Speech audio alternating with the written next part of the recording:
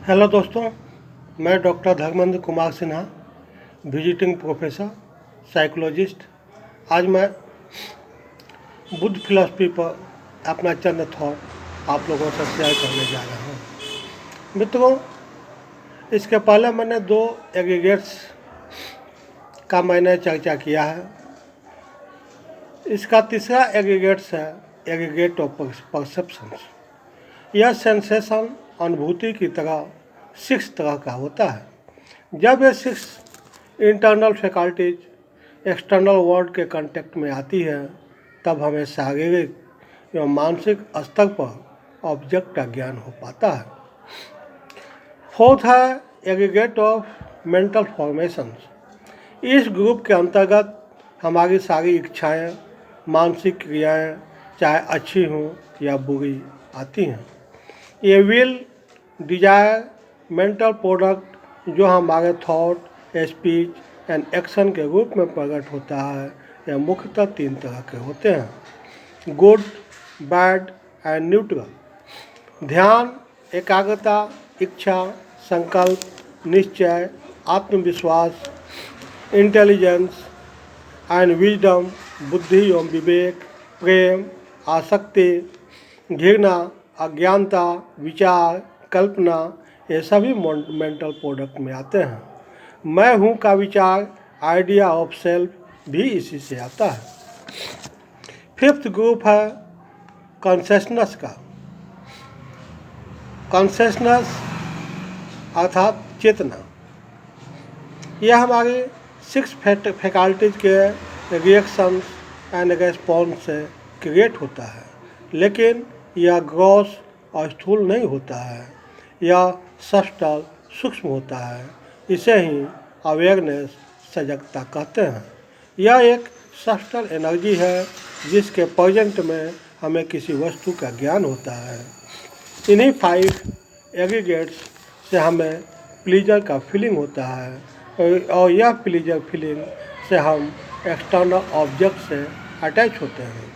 यह attachment slavery बंधन का कारण बनता है, जो अंततः सफरिंग क्रिएट करता है। बुद्धा फिलॉसफी के अनुसार यह आई, या जिसे सेल्फ कहें या बीइंग कहें, इसी से जीव की उत्पत्ति एवं लाइफ संचालित होता है, और यह मैटर ही है, इसके पीछे कोई आत्मा, सेल्फ, चेतना, कॉन्शसनेस जैसी शाश्वत इकाई नहीं है, तथा यह निरंतर गतिमान एवं परिवर्तनशील है।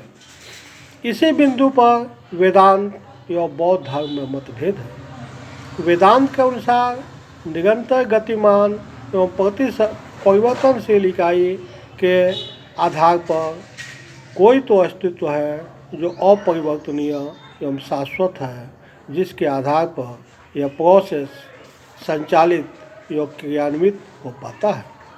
जबकि बुद्धा फिलॉसफी के अनुसार there is no unmoving mover behind the movement, it is only movement. It is not correct to say that life is moving, but life is movement itself.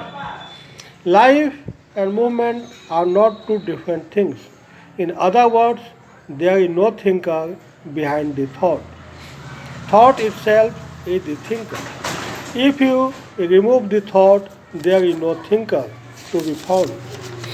इसी तथ्य को जे कृष्णामूर्ति भी कहते हैं, ऑब्जर्वर इज ऑब्जर्व्ड। मित्रों, मैंने फर्स्ट नोबल ट्रूथ को थोड़ा डिटेल में इसलिए एक्सप्लेन किया कि इसके संबंध में बहुत सारा मिसअंडरस्टैंडिंग्स है, तथा मॉडर्न लाइफ में इसकी प्रासंगिकता काफ़ी बढ़ जाती है। इसलिए according to Buddha, he who sees दुख sees also the arising of दुख, sees also the cessation of दुख, and sees also the path leading to the cessation of दुख। अर्थात जिसने दुख को देख लिया, वो ये भी देख लेता है कि दुख की उत्पत्ति कैसे होती है, तथा इसका कारण क्या है, तथा वो कौन सा मार्ग है, वो कौन सा साधना है जिसके द्वारा हम दुख से मुक्त हो सकते हैं और जीवन में आनंद शांति पा सकते हैं।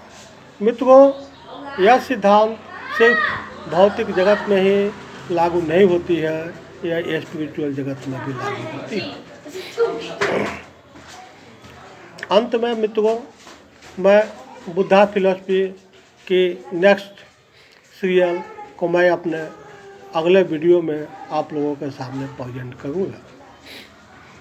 मित्रों, यदि मेरे विचार अच्छे लगे तो निश्चित रूप से इसे अपने जीवन में प्रयोग में लाने की कोशिश कीजिएगा तथा मेरे इस वीडियो को ज़्यादा से ज़्यादा लाइक, शेयर एंड सब्सक्राइब कीजिएगा।